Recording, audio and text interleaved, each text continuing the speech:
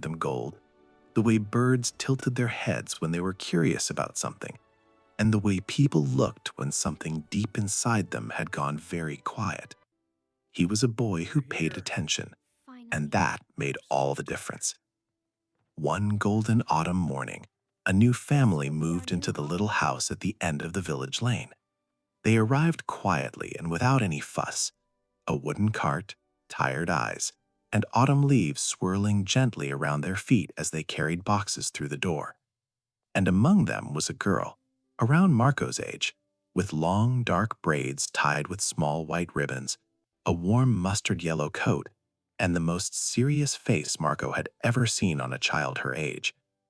The other village children ran toward them with waves and bright smiles and cheerful hellos, but the girl did not wave back. She did not smile.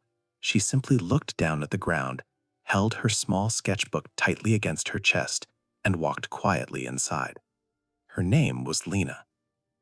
Every morning after that, Marco noticed Lena sitting alone on the old stone wall at the very edge of the village, staring out at the rolling hills with empty and faraway eyes. She always had her sketchbook with her, pressed firmly against her chest with both arms wrapped around it, as if it were the last thing in the whole world that truly and completely belonged to her. But she never once opened it.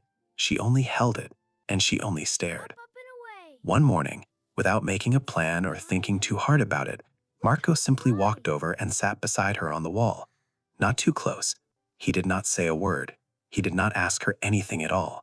He just looked out at the very same hills she was looking at, and let the silence sit between them like something warm and patient and kind. Lena did not move away. The next morning, Marco came back. This time he brought his red kite. He launched it quietly and carefully into the cool autumn sky and let it climb and dance and spin and dip above them both, without saying anything at all. And from the very corner of his eye he saw it, just for one small moment, barely noticeable at all. Lena looked up. Then one perfectly still and golden morning, something extraordinary happened.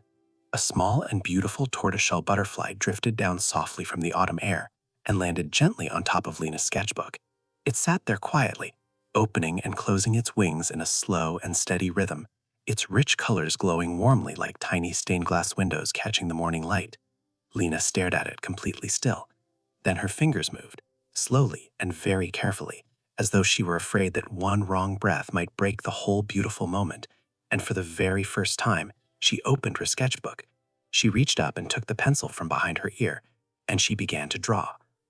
The butterfly stayed perfectly still the entire time, as if it had drifted down from the sky that morning just for her and no one else. Marco watched quietly from beside her as her pencil moved across the page with a confidence and a grace and an ease she had not shown anywhere else in her life.